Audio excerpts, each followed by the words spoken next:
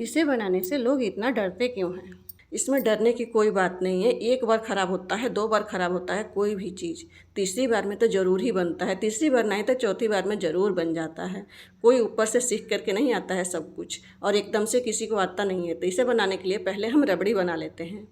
तो एक कढ़ाई में हम डाल देंगे पहले थोड़ा सा पानी, और फिर अपने ज़रूरत के हिसाब से दूध डालेंगे।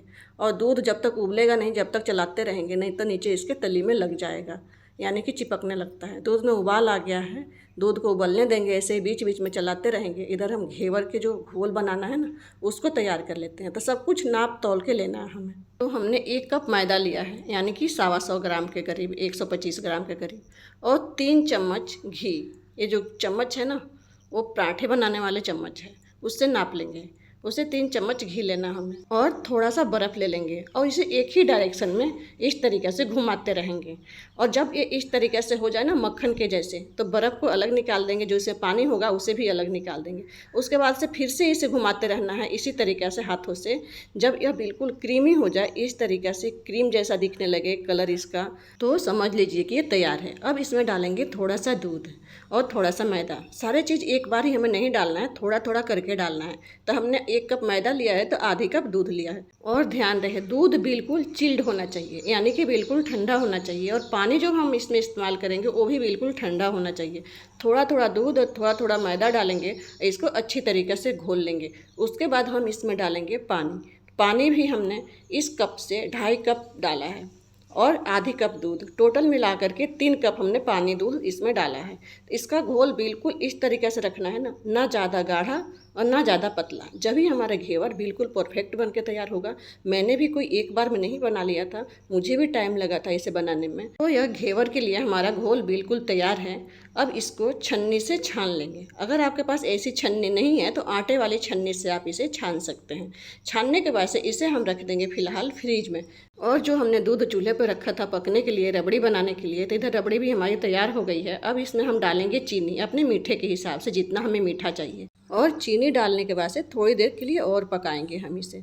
जब इस तरीके से हो जाए ना, तो हम इसे उतार के किसी बर्तन में निकाल कर रख देंगे ताकि ये जल्दी ठंडा हो जाए। उसी कढ़ाई को हमने धो करके फिर से चूल्हे पर रख दिया है, और इसमें डाला हमने रिफाइंड ऑयल और 1 कटोरी घी, यानी कि 125 ग्राम के करीब घी डाला है हमने। और जो घोल हमने तैयार कर रखा था घेवर के लिए, उसे फ्रिज में से ला करके रख लिया है एक परात में, यानी कि बड़ा सा बर्तन में।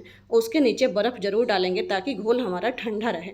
घोल हमारा बिल्कुल गर्म नहीं होना चाहिए, ठंडा ही रहना चाहिए जब तक हम घेवर बना रहे हैं जब तक। अब तेल वाले कढ़ाई में हमने एक मोल्ड डाला है, और जो घेवर के लिए घोल तैयार कर रखा था उसे चमचे में लेकर के ऊपर से आराम आराम से हमें घेरना है। और जब जब हम घोल डालेंगे उससे पहले हमें किसी सींक से या किसी बेलन वगैरह से बीच बीच में इस तरीके से खाली करना है। और ऊपर जो वाइट वाइट दिख रहा है ना, उसके लिए एक चमचा से हम गरम गरम तेल साइड साइड से निकाल करके इसके ऊपर डालेंगे ना, तो इसका कलर बिल्कुल परफेक्ट हो जाएगा ऊपर और नीचे से। तो इस तरीके से हमारा घेवर बिल्कुल तैयार हो जाएगा। अब एक छन्नी में इसे रखेंगे ताकि इसका जो भी एक्स्ट्रा तेल है वो निकल जाएगा। अब एक बार मैं आपको भगोने में बना करके दिखाऊंगी, यानी कि पतीला भी बोलते हैं, भगोने भी बोलते हैं। लेकिन पहले हम इस घोल को चला लेंगे। बीच बीच में हमें घोल को ज़रूर चलाते रहना है, नहीं तो ये नीचे गाढ़ा गाढ़ा बैठ जाता है। भगोने में भी हमें घोल को ऐसा ही डालना है जैसे हमने मोल्ड में डाला था, थोड़ा थोड़ा करके ऊपर से। और इसके बीच में इस डंडे से इस तरीके से जगह बना लेंगे, होल कर लेंगे। और जब भी हम घोल डालेंगे इसके बीच में ही डालना है, बिल्कुल सेंटर में ही डालना है। और इस डंडे से इस तरीके से इसको दबा देंगे तो ये अंदर तक सीख जाएगा, ऊपर नीचे दोनों तरफ से। तो इस तरीके से हमने आपको भगोने में और मोल्ड में 2 तरह का घेवर बना करके दिखा दिया है। बिल्कुल परफेक्ट बनेगा अगर आप मेजरमेंट सही रखेंगे तो। अब इसके लिए चाशनी बना लेते हैं। चाशनी के लिए हमने 1.5 कप चीनी लिया है और आधी कप पानी डाला है इसमें। अब इसे 10 से 12 मिनट के लिए पकाएंगे तो ये चाशनी हमारी तैयार हो जाएगी। नहीं ज़्यादा गाढ़ी रखनी है, ना ज़्यादा पतली रखनी है। इसमें 2 इलायची को कूट करके हमने डाल दिया है, इससे बहुत अच्छा टेस्ट आता है। यह चाशनी तैयार हो गई, इसे नीचे उतार लेते हैं।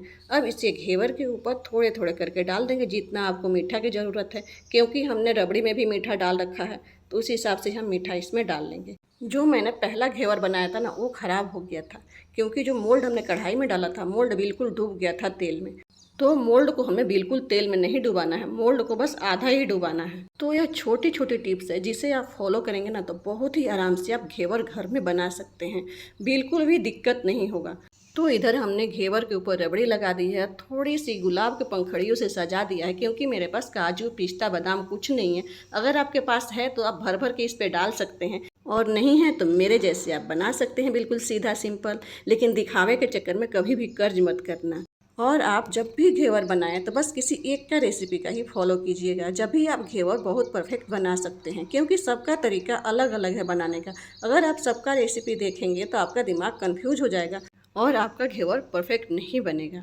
तो एक बार ज़रूर ट्राई कीजिएगा, बहुत ही आसान है बनाना। और हमारी वीडियो अच्छी लगी हो तो लाइक शेयर कीजिएगा, चैनल को सब्सक्राइब कीजिएगा। राधे राधे जी।